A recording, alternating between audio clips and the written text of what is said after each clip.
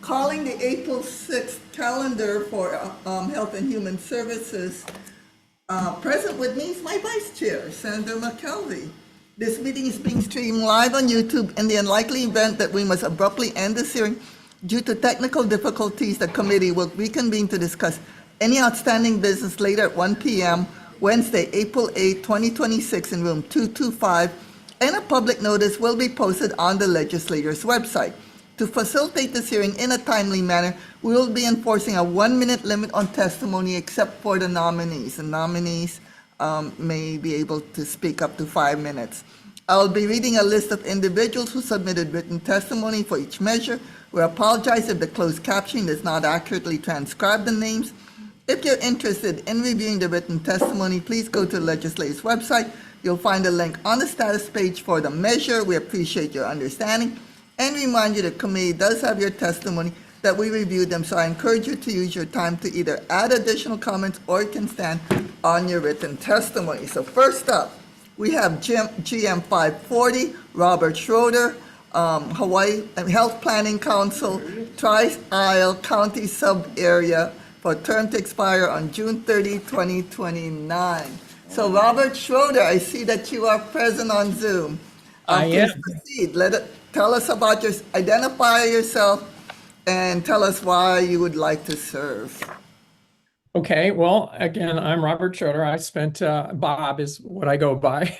I've spent 40 years in the healthcare management area, including, before I retired, 14 years as the CEO of a large multi-hospital system. We moved here permanently. We bought our house in 2019, but we moved here permanently to the Haina area in 2020. So we live here full time. It's our only house. We have been very involved with the community. I think Angus sees us almost, me or my wife, on almost all the civic events. I was lucky enough to be appointed to the Tri-Island Area Subcommittee, and I'm presently chairing that. And so I'm on my second term, but I also have an interest and have been asked to move up to the state health coordinating group, and I'm extremely excited about that. And my hope is that my background and my experience can help the state actually, improve its healthcare and its system. I will say, and I've had discussions with many people about this, one of the things that I'm especially wanting to change is I do think the secondary islands have more access issues than Oahu, and I think that there's a lot of skill in Oahu that we could actually try to bring over to the secondary islands, and that's one of my goals, is to improve access on Maui, Lanai, Molokai, Kauai, and all the other islands. I will say my personal issues. I do have cancer, and I have been treated off of Maui. The Maui physician said that he couldn't treat me, so I got referred to another facility. My wife and I both go to physicians on Oahu for specialty care. And I'd like to see more of those types of physicians, either on video or in person, hit some of the secondary islands. Well, thank you very much. Happy to answer any questions that you have. Okay, thank you very much, Robert Schroeder. Let's see who else is testifying on your behalf. We have SHPTA, State Health Planning and Development Agency, submitting written testimony in support. So Robert, I'm looking at your background, your resume. You are from Youngstown. Is that Ohio? I am, yes. I actually grew up in the Cincinnati area, but pretty much my entire career was in Northeast Ohio, which is Akron and Youngstown. Our system covered everything kind of south of Cleveland, from Akron all the way over to the Pennsylvania border. Okay. It seems like you have a lot of experience and as a hospital administrator in various community hospitals, including bedroom community hospitals like in Warren, Ohio. So, and so your activity in the Tri-Isle sub-area, so you are fully well aware of the rural issues Oh, that definitely. plague. And we do call our neighbor islands, not secondary. Okay. We are not going to submit to the fact that we are secondary. Yeah, Okay, come that's on, fair. copy better. Okay? We are neighbor islands. You're You're the only right. one who referred to us as secondary, so we gotta get that out of you. Okay. Quit referring to us as secondary.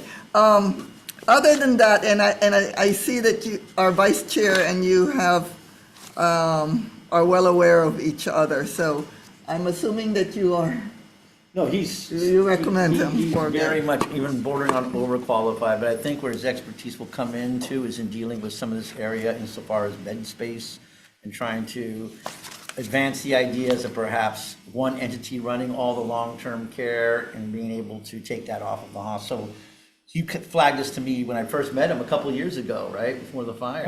I think it's been more than a couple. Yeah, more than a couple, but you were flagging it out then, and so your Yeah, experience. I was lobbying you out there back then when I first Absolutely. came No, here. Yeah. he comes very terrific. qualified. You know, and I'm assuming that since you are still willing to serve despite being diagnosed with cancer, that you don't believe the treatment that occurs after your diagnosis is going to in any way impede your ability to serve. No, actually, it's actually even increased my desire to make a difference because I'd like to, again, right now I have to leave the island and obviously I'd like to be able to get my care where I live. And so I'll be pushing for improvements in that area. Okay, thank you very much. Okay, next up, we are going to see is GM 562, Richard Collins for juvenile justice. Okay, I'm sorry. Before I go to you, I went too fast. Anybody else wishing to testify on GM 540? Seeing none, moving on. GM 562, Richard Collins, Juvenile Justice State Advisory Council for term to expire June 30, 2029. And I see Richard Collins on Zoom. So Richard, could you please identify yourself and let us know why it is you'd like to serve in the Juvenile Justice Council? Yes, thank you, Chair and Vice Chair, for making time for this. I wasn't going to start with this, but for somehow I too am from Cincinnati, Ohio. Oh my goodness! I know Rick too. So. Yeah, all these people from Now you Cincinnati. I Ohio going to Maui. Okay, please proceed. The heart of America, Ohio. so I don't know if that's good or not good, but that might work From a against place with no beaches to a place with a lot of beaches. There you go. So I've been here about half of my life. I came in 2003 and went to university here. So my entire professional life has been out here.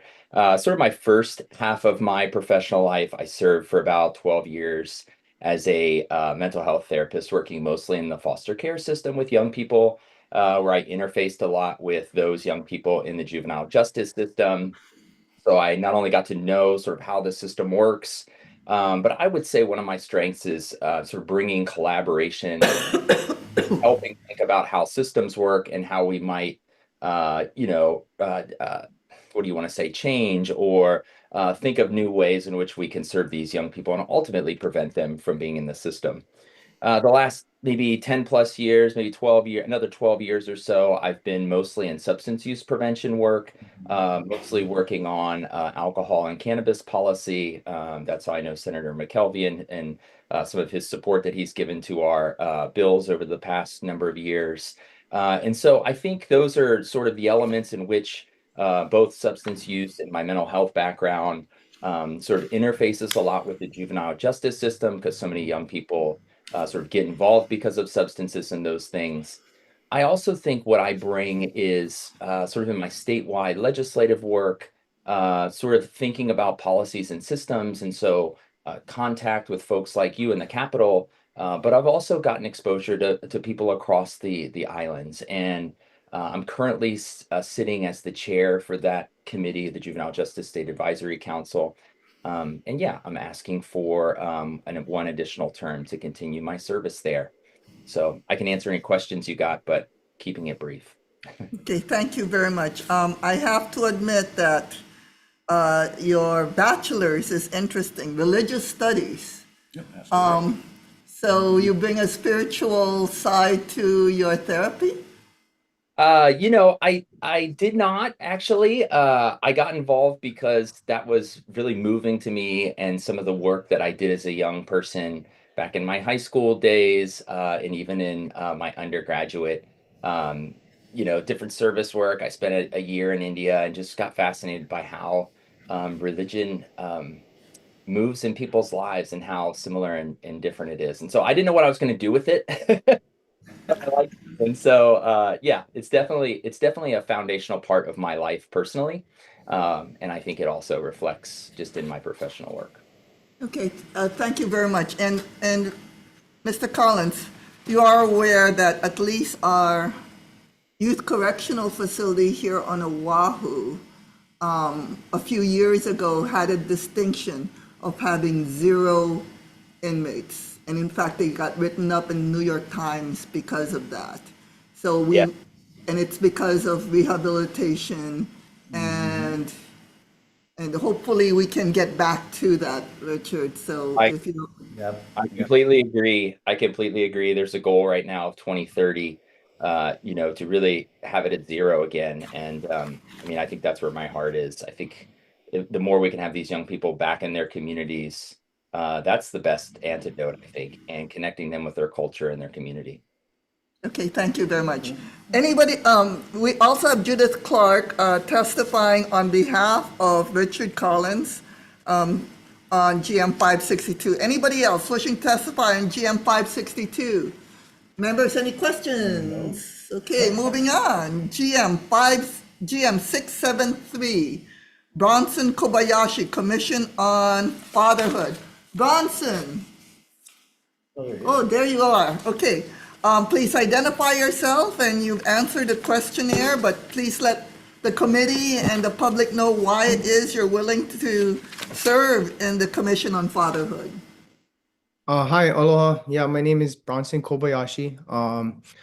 I live on the Big Island. I'm a firefighter, a paramedic. I work for the Hawaii County Fire Department. Been doing this for almost 9 years now. We run a ALS system, and so we treat a lot of people in 911 emergency settings, not necessarily interfacility transport.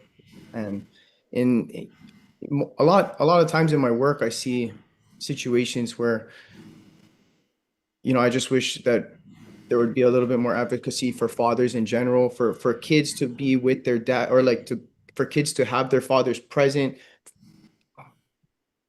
kind of like opportunities for that to happen more often, or for that to be more available. And, as a father myself, all of this has become 10 times more important to me, just having seen growing up what happens without a father, or just knowing in my heart how important it is for kids to have their dads. And so when I seen that there was an opening on the Commission on Fatherhood, I wanted to apply and learn from these gentlemen that have been in this committee. And wow, it's been really so amazing just being a part of these meetings so far, and I've been learning quite a lot.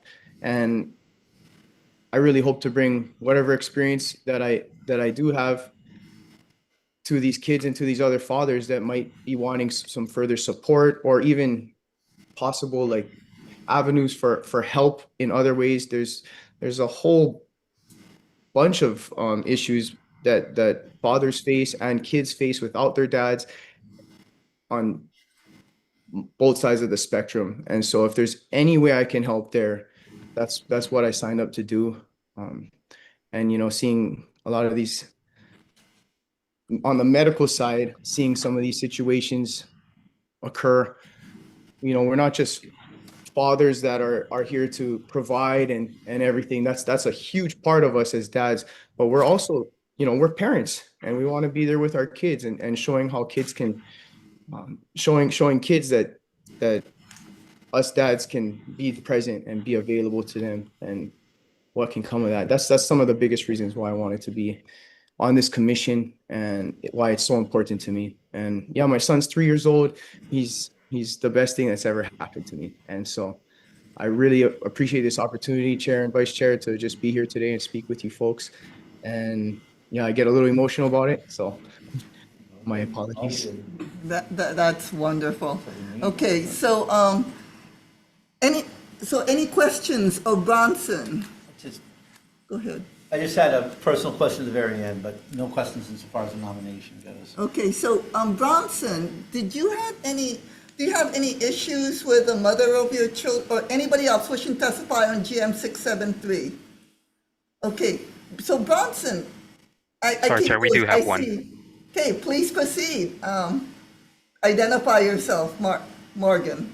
Aloha, my name is Morgan Raposo. I am a coordinator with the Hawaii State Rural Health Association. And on a personal note, I've known Bronson for over a decade.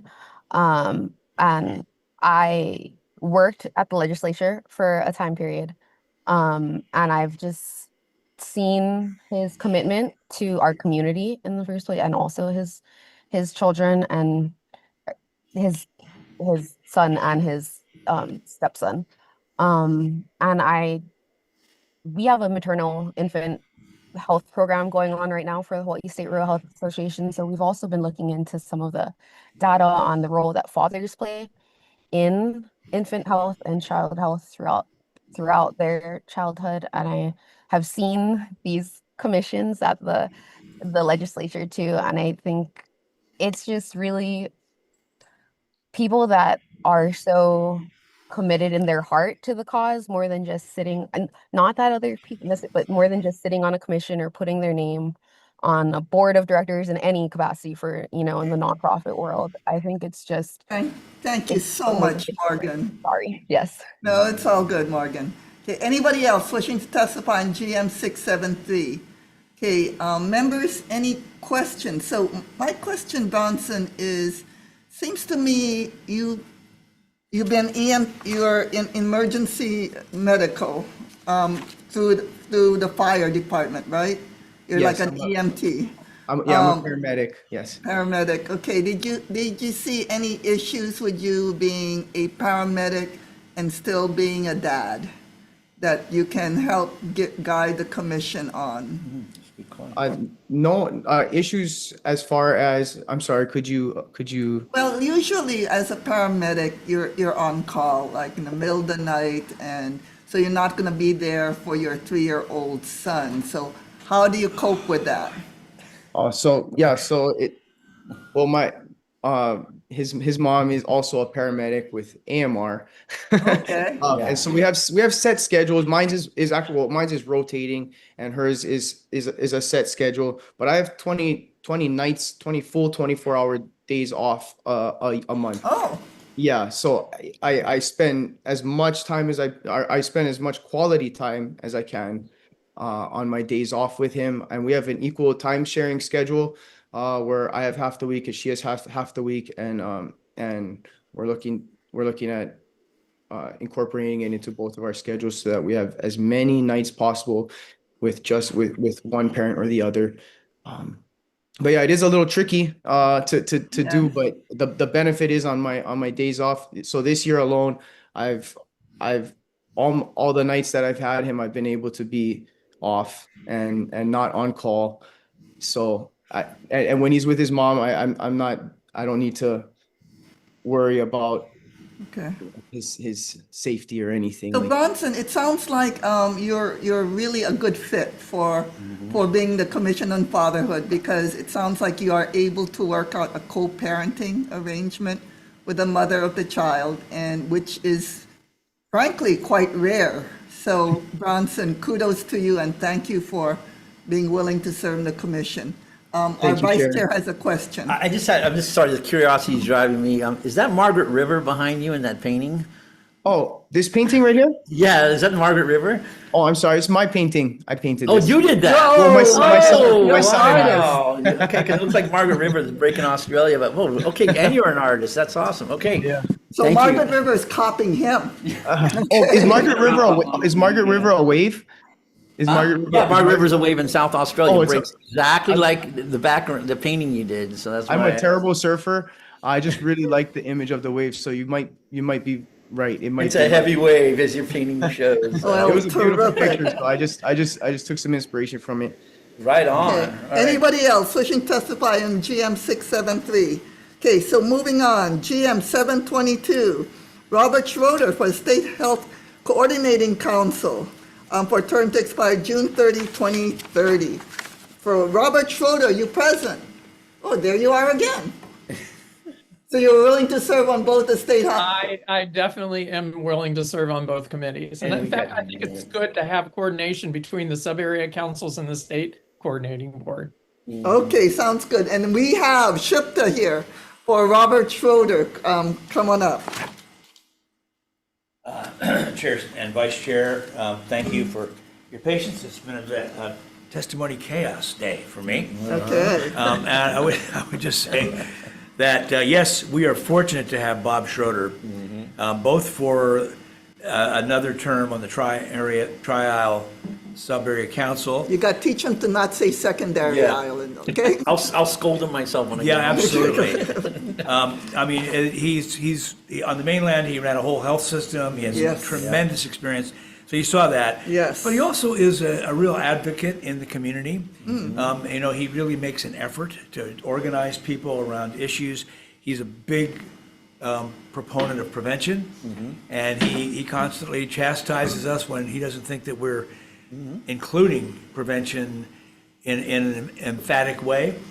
So he's just a super valuable part of the team over there, and he's serving again as chair on the sub area because the rest of his council members really want that leadership. Yep. And we just know that he will be helpful to us on the State Health Coordinating Council as well with all that experience and background. So we just are so grateful that the governor nominated him. We'd To love to both see him. positions. Yeah, so we'd love to see him That's confirmed. huge. Okay, thank you very much. Okay, anybody else wishing to testify on GM 722? I And want to so thank him Bob, too. That was very nice. yes. So, excuse me. Oh, we're gonna have to roll to Wednesday on for the DM. That's fine. Okay, so Robert, you have cancer. Don't stress yourself out, yeah? We I- don't I- want, I- we don't want I- martyrs. My prognosis is very good. Terrific. Okay, that's the only request we make is, we- But yeah. you sound like my wife says the same thing. you know, health chair. I tell his wife, no, we need martyrs. Okay, thank you very much. Anybody else wishing to testify on GM 722? Okay, if not, moving on. GM 781, Stephen Lung for PABEA, Policy Advisory Board for Elder Affairs. So, Stephen Lung, are you present on Zoom? Okay, please proceed, Stephen. Why don't you identify yourself and tell us why you want to continue serving on PABEA? Thanks. So my name is Stephen Lung, and I've been serving on PABEA for the past 4 years. Maybe I can just explain a little bit about how this came to be. I retired 8 years ago after a career working for various health plans. Most of that was with HMSA, but with a couple of other health plans too. Most recently, United Healthcare before I retired. And after retiring, I was looking around for volunteer opportunities, and I was fortunate enough to be able to work for the SHIP, the State Health Insurance Assistance Program, and I've been doing volunteer work for them for the past 8 years, and really enjoyed it. Really enjoyed, learning more about, Medicare. I think my health insurance background was a big asset, and that experience brought me into contact with the Office on Elderly Affairs, and so I learned about the opportunity to serve on the PABIA, the Policy Advisory Board. And it's really been a good experience for me. I think my motivation initially was to learn more about the services available in the community to our kupuna and to see what could be done to extend, expand, strengthen those services. And I saw serving on the Policy Advisory Board is a good chance to do that. And so that's what I've really been trying to do for the past 4 years. It has been a really positive experience for me. I'm very impressed by the people that I work with, both the other members of the PABIA board, the other volunteers, but also the staff for the Executive Office on Aging. I find all of them to be just really dedicated to the welfare of the kupuna in our community. So that's pretty much where I'm coming from. Thank you very much, Stephen Lung. Okay, next we have testifying in favor of GM 781. We have Beverly Ann Gottlieb, Chair of PABEA, in support. HMSA, Jennifer Diesman in support. Gary Simon of Hawaii Family Caregiver Coalition in support. Sarah Lenzer Medeiros in support. Barbara Service in support. Anybody else wishing to testify on GM 781? We do have one, Chair. Oh, please proceed. Department of Health. Christina Valenzuela, identify yourself. You have to unmute yourself. Okay. Okay, there, we could hear you Can now. you hear me okay now? Yes, yes, Okay. yes. Thank you. I'm Christina Valenzuela with the Executive Office on Aging. I'm testifying on behalf of Caroline Kaderau, our director. Thank you, Chair, Vice Chair, for giving me the opportunity to testify. EOA is in strong support of Mr. Stephen Lung's nomination to PABIA. He's continued to be a valuable contributor to EOA. His strengths include his over 30 years of experience in the health insurance industry, and he's continued to commit his time and his expertise to EOA's state health insurance program. Apologies in advance for the outside noise that you hear. So as a volunteer for our SHIP program, he's been volunteering since 2008. And he educates and helps older adults better understand their Medicare benefits. And, Medicare benefits are very confusing and can be very complex. And so he's done a great job in helping older adults better understand that information. He's also continued to serve on the PABIA board and on our legislative committee. Thank you very much, Christina. Okay, anybody else wishing to testify on GM 781? Members, any questions? Okay, we do not have quorum at this time, so we cannot do our decision-making at this time. We have a hearing at 2 o'clock. And if we have quorum We'll just do it then. yes. So we're gonna have our decision-making on all of you on the GM 540, GM 562, GM 673, GM 722, and GM 781 at 2 o'clock p.m. Okay. Excuse me? Sorry, if you could roll again to 1:05 p.m. on Wednesday. Oh, you want to make it Wednesday instead of today? Well, that's why we have a joint hearing. We have a joint hearing today at 2.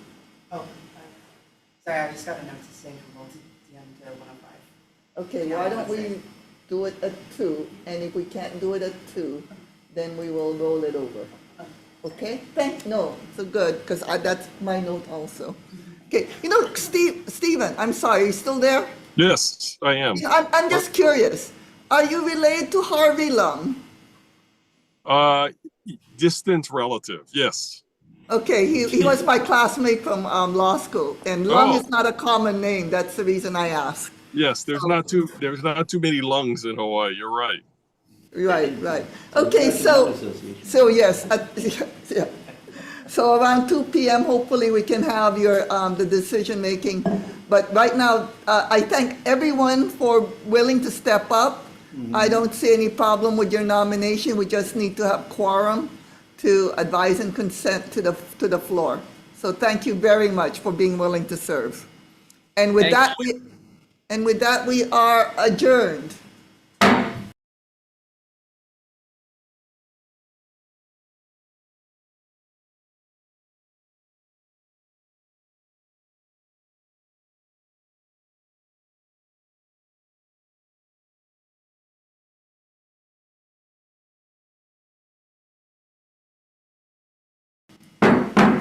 Welcome back, Committee of Health and Human Services. This is just a reconvene for Monday, 1:05 p.m. Decision-making on three governor's messages from last Thursday. Just like the previous agenda with the governor's messages, we're hopefully awaiting quorum, so we're going to defer this time certain to after the 2 o'clock hearing on the resolution, and should we not have quorum, then we will look forward to rolling it to the 1:05 p.m. agenda on Wednesday. On Wednesday, yes. Thank you very Okay, much. all right. That takes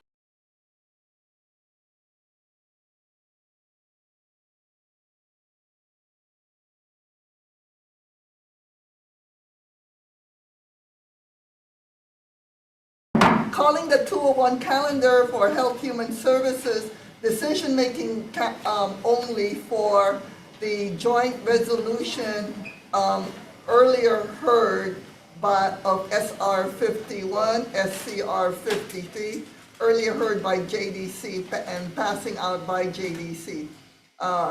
Since after reviewing the written testimony and noting that LRB wasn't given an opportunity to weigh in as to whether or not they should be substituted for the Attorney General, at this time, the Health Human Services Committee is going to defer SCR 53 and SR 51. Any comments, questions, concerns by Vice Chair? No, the fact that you're deferring on resumes speaks volumes. Okay, thank you very much. And at this time, we are adjourned on the 201 calendar. Adjourned.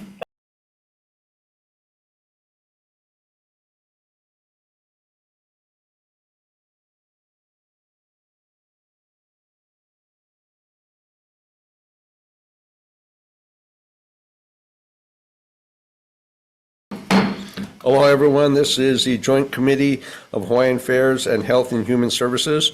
We are at Monday, April 6, 2026, the 2 p.m. agenda here in Conference Room 225.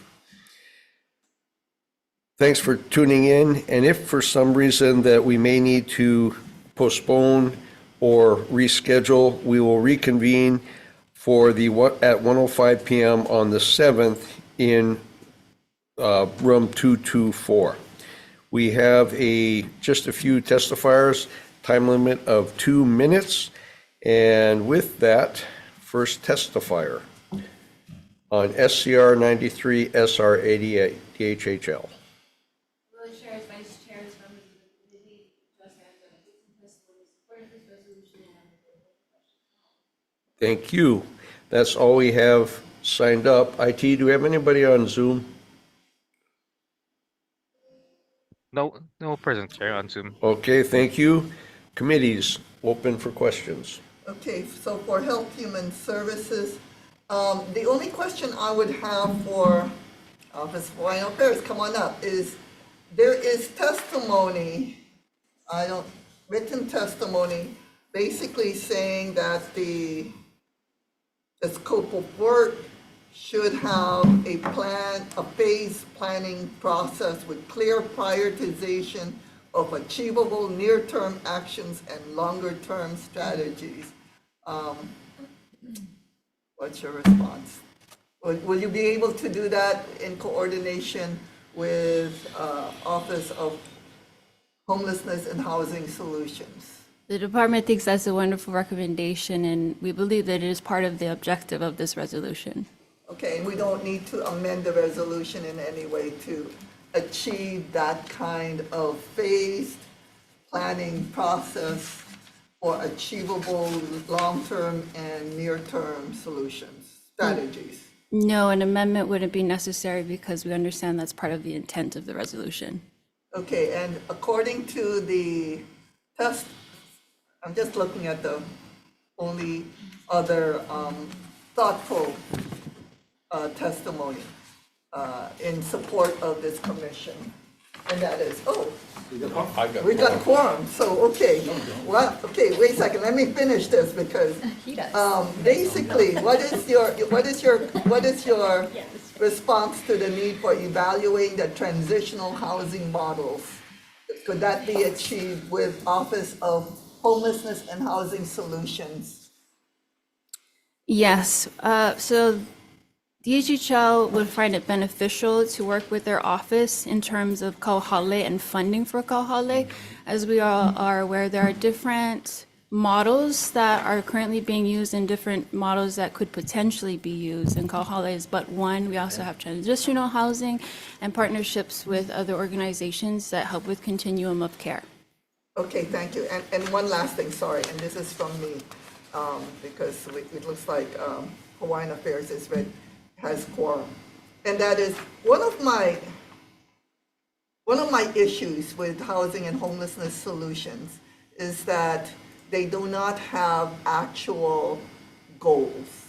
So for instance, I have floated and introduced a bill which somehow died that required Office of Housing Homelessness Solutions to actually reduce the homeless population based upon the 2026 point in time count by 25% in 2 years.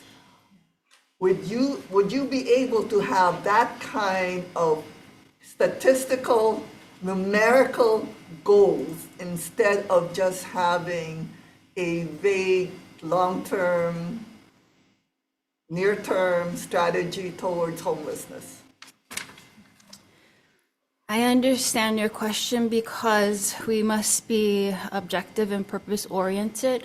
However, sometimes benchmarks are hard to set and achieve without dedicated funding for these purposes. However, I think this resolution is a great step forward towards data collection. In all honesty, we don't know how many beneficiaries on the waiting list are houseless. We can only venture to guess based on the data that is provided through the Homeless Information Management Services per island. However, I can informally state that one of the goals of DHHL, given the success of Hale o Kumumamo, is to have more facilities of that type on the neighbor islands, 2 on Hawaii Island, at least 1 on Kauai, 1 on Maui, and another on Oahu.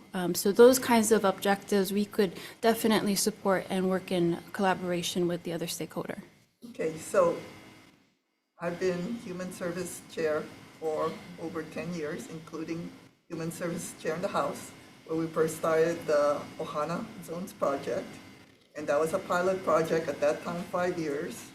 And we have listened to the needs for more of this and more of that, but we have reached a point of compassion fatigue. If you start looking at the county councils, when requests for continued homeless funding, and the fact that we keep having emergency proclamations for homelessness, and I understand that this is probably the first time you're going to be in collaboration, but we did give Foreign Homelands a huge infusion of 600 million plus a few years ago.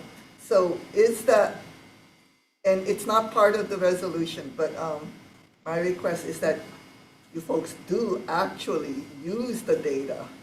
And the next request for reports, we are probably going to pound on you. And I know Samantha DeCourt and so would Chair Richards. We're going to be pounding on you as to what your achievable goals are numerically, and not just a feel-good, well, we've housed these people, and isn't it nice that we're able to house this group of people?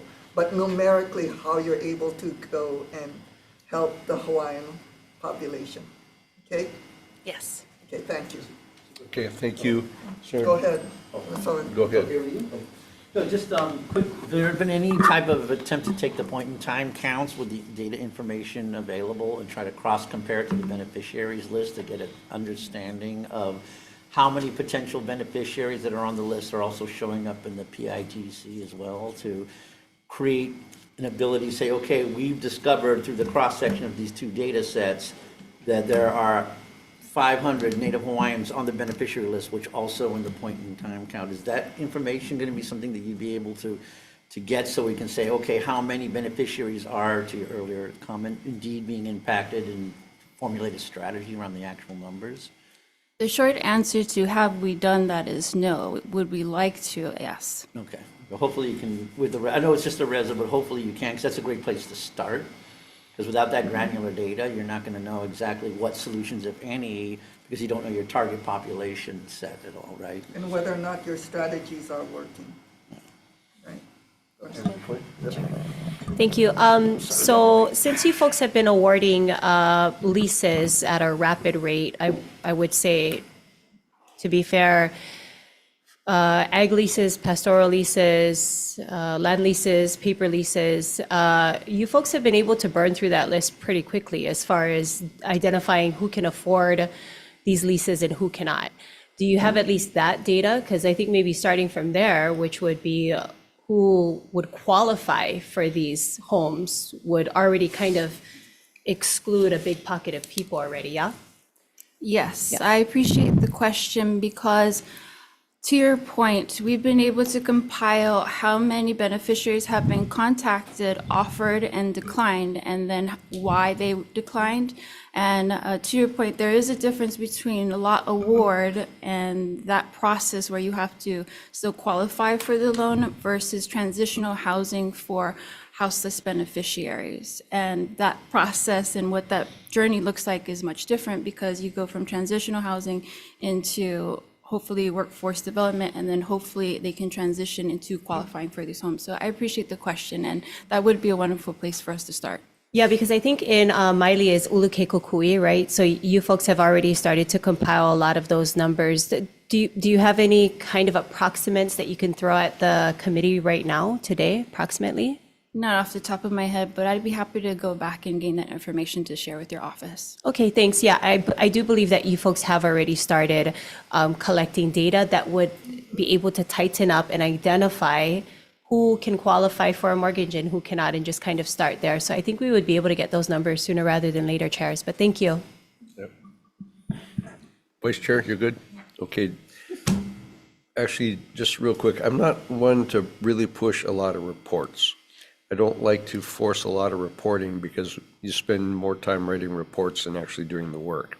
But to that point, and from the senators here, what I liked about this reso is we're going to find out information we don't have. And I think with that information, that could lead to legislation for more funding if we know what we're talking about.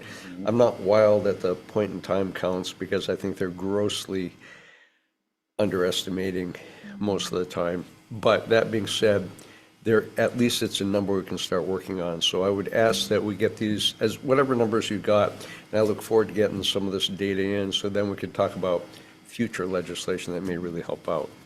So I appreciate that. And like I said, that's just a gentle pinky promise that we'd like some of that data sooner rather than later. Good? We understand. That sounds great. Thank Okay, you. thank you. Any other questions? No. Okay, we have quorum, and so we are ready for a vote. My intention, actually, let's go recess.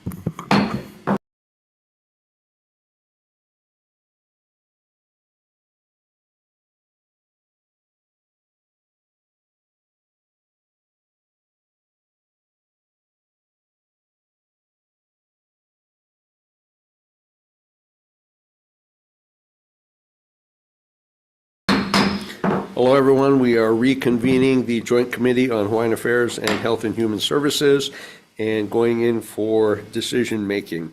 It's a recommendation of the chair to pass as is, and we're going to include some language in our committee report that talks about some of the data points we would like collected and shared sooner rather than later as we are talking about the homelessness for the Hawaiian population, and see if we can start crafting some legislation where we might find some extra funding in next session or a session after that.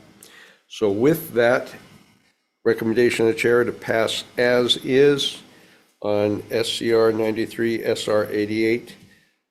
Chair votes aye. For the Committee on Hawaiian Affairs, recommendation of the chair is to pass as is for SCR 93 and SR 88. Chair Richards, Aye. Vice Chair Lamasal is also an aye. Senator Ihara is excused. Senator Keokalole is also excused. Senator DeCourt. Aye.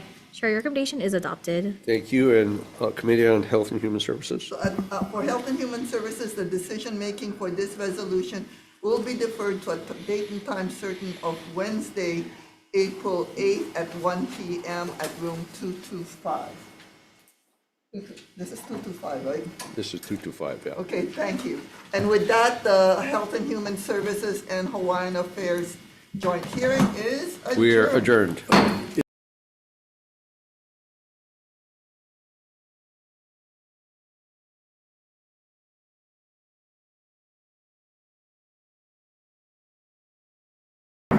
Recalling the decision-making calendar for the 2 p.m. or 2:01 p.m.